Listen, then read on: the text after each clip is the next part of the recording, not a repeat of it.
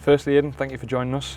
You've kind of been at the club now for 9 months. Can you just kind of sum up your time so far, both on and off the pitch? 9 months is crazy. It's flown by. Yeah, it's been fun. I think I said it when I first got here. It's always been my dream to come over here and play.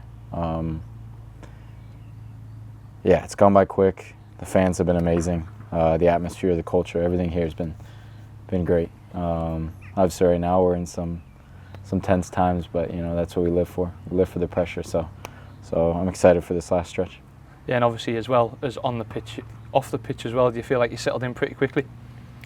Yeah, I mean it's different. It's different than home. I wouldn't say it was easy, but I think in tough times and different times you learn a lot about yourself. So I'm really settled now. I'm happy. I got good friends around me and good teammates. So yeah. Yeah, and kind of growing up in America, obviously it's a lot different to growing up in England. But was there any other sports ever came into question, or was it always football for you? I mean, the main focus is always football. But Americans were always playing everything. I mean, I think I grew up going to play tennis, pickleball, American football, flag football. I would go skating outside. I would do everything. So basketball in the driveway. So a little bit of everything, which I kind of like and I miss. So yeah. Yeah, and kind of sticking with that growing up element, can you just talk a bit about your hometown and kind of what it was like growing up in America? Yeah, so I grew up in Fort Lauderdale, Florida, which makes it easy for people to understand over here, which is like 30 minutes north of Miami. It's really hot and warm, close to a beach. So I was a beach boy most of my life till I was 15. Always at the beach with my mom, my dad, and my brother. Most of my days were, I'm assuming, similar to most of my days were filled with football and going to training and different stuff like that. But other than that, kind of just hanging out with my brother, just running around the house, playing different sports, doing different things, causing trouble. Yeah, and you mentioned your brother there. He's obviously a professional footballer as well. Was there always that kind of like healthy rivalry between the two of you growing up? For sure. I mean, I wouldn't be close to the player I am today if it weren't for him. Yeah, he plays for Louisville now. He's a good player. So. Yeah, and you obviously seem like a very driven individual and kind of know what you want. Where's that kind of come from? Was it that relationship with your brother, or is it something you've always had as well?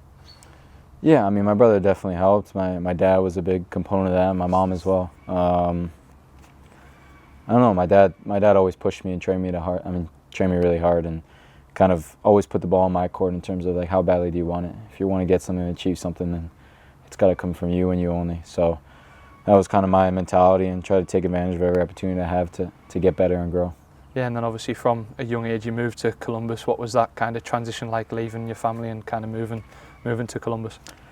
Yeah, so my brother, he moved when he was 15 to Seattle, so I was kind of able to see his progression. So then I kind of followed in his footsteps and moved to the different coast, to Columbus, and it was tough, moving away from home. But I was introduced to an amazing host family that I still call my own. So yeah, it was tough, but at the end of the day, I had amazing people around me, good support system, a good club. So yeah. How vital is that support system to kind of benefit you off the pitch, but as well on the pitch? It's everything. I think at a young age, I'm kind of caught in between whether, I believe in balance or I don't. Because I think at one point you have to sacrifice things to achieve something, but on the other side of things, I think be able to tune off from football a bit is sometimes a good thing. So having a family environment at home was huge. Being 15 and being young, you need someone to come home to and talk to and express your emotions to, and having that support system was important. But at the end of the day, it's up to you, And having that experience kind of at 15-year-old, do you think that made that transition to England a bit easier for yourself when you did make that move last summer? A bit different. I moved over here alone, but that's what I knew it was going to be. That's what I signed up for.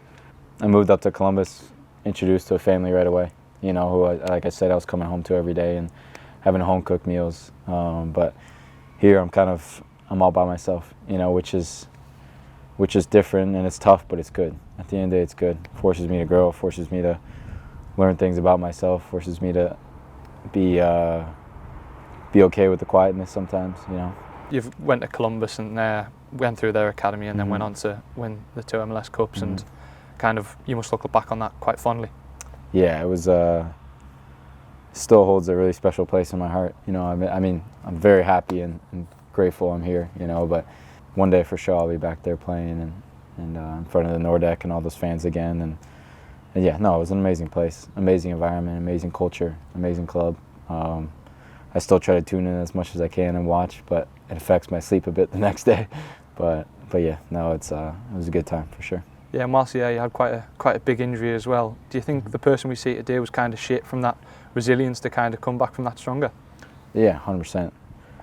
Yeah, I think tearing your ACL is definitely something you never want to do, you know, and I think if I look back on it, I don't think I would have changed it, you know, because it taught me a lot about myself. It taught me how grateful I am to be able to wake up and do what I love every day, to be, you know, just to be able to step on the field and touch a ball and run around. You know, I think oftentimes us as footballers, we just go out there and we're like, all right, another training. But if you just have the mentality of like, hey, like, I'm so fortunate and grateful to be able to do this, then I think it gives you a good, healthy perspective. So I'm happy with it. Yeah, and just kind of moving on to international football now. Growing up, you had the choice between America and Canada. Why did you pick America in the end? Yeah, I think I just tried to stay rooted to who I was, you know, and that's nothing against Canada. I used to go to Canada all growing up and see family. I still have family there. But I just think by the end of my career, I didn't want to regret anything, you know, and I could have went to Canada. I'm not saying Canada would have been an easier route. But I think by the end of my career, I want to look back at my career and be like, I didn't regret anything, or I took the easy way out. And U.S. at the time was definitely more difficult. So I was like, all right, let's do it. It's a challenge. So still got work to do. Still got to earn my spot there, but take it day by day. And yeah. Yeah, and you're still at such a young age, and you've already made 9 appearances so far for the national team. Kind of, how much does that mean to pull on that shirt every time you do that for your country? Yeah, it's everything. 9's not enough. I love it every time. I'm hungry for it. Yeah, it comes with a different pressure and a different responsibility. You know, you're representing the whole country. Here I'm representing, you know, a small town, Middlesbrough, and there I'm representing everyone. Everyone, the country's tuning in, everyone's watching. And for U.S. soccer, we've made tremendous strides, but I think as a country, we never get complacent. We're never happy where we are, so we always want to thrive for more. And you can kind of see it with all the other sports we have, you know, but it's going to take time, and, you know, I want to be part of that change. Yeah, and you speak on hunger there, and obviously the World Cup is on home soil next year for yourself. Yeah. You must be determined to kind of earn your place in the squad and get there. For sure. I'll be there. Yeah, is there an excitement building in America, do you think, as well, amongst the fans ahead of that World Cup? I hope so, man. I hope so. I mean, to have a World Cup in your backyard, man, it's something that people remember for a long time. And I think after that, it'll kind of help and change and inspire the next generation of kids growing up, you know, seeing the biggest tournament in the world in your home soil, you know, is a huge thing. So hopefully that gives a little inspiration and motivation to the next generation. Yeah, and obviously there's still a lot of football to be played between now and then, but do you feel like you're at the right place here at Middlesbrough to kind of prove yourself on the pitch? Yeah, of course. We got, I love where we're at right now, you know. I love where we're at. I love the pressure we have. I love the environment we have here and the guys we have in the locker room. So I'm happy here. Yeah, and you speak on that pressure and kind of what's to come. The end of the season's near and now, but I'm sure the lads must be relishing in the opportunity that's ahead of them. Yeah, I mean, this is why we play. You know, we play for big moments like these. Every game's a final now. We got such a talented group, and now it's just putting the pieces together and clicking on all cylinders. So yeah, we're ready. On the pitch as well, you and Aidan seem to have a really strong relationship. Just talk us through that. How you've worked that. Yeah, I mean, we're both young and you know, kind of similar stages in our career, and he's a good kid, and I enjoy playing with him. He's talented. Try to help each other out. He's got mine, I got his back. So yeah, just try to grow and help each other, push each other to get better and win games. This weekend there's a watch party in Columbus, and there's kind of a growing support over in Columbus for Middlesbrough, especially since you joined yourself. Kind of how much does it mean to know that they're still following your journey and kind of following you here at Middlesbrough? Yeah, it's amazing. I've kind of seen little comments and every now and then on social media and stuff. So I've seen a couple Columbus fans come over, so it means a lot. It means a lot. Holds such a special place in my heart, that club. So to know that they're still thinking of me, still supporting me, goes a long way. So obviously, just finally a message for the fans here at Middlesbrough. They took to you from the first day as well. What's kind of your message to them? I appreciate the support always. You know, I hear you guys chanting, I hear you guys saying my name and showing up every single game. So it means a lot. It's everything that keeps us going. You know, even through tough times. You know, we're not always going to be perfect, but we give it our all. And to see you guys out there every single game being loud. So keep being loud, keep being you, and keep supporting them. We'll do our best.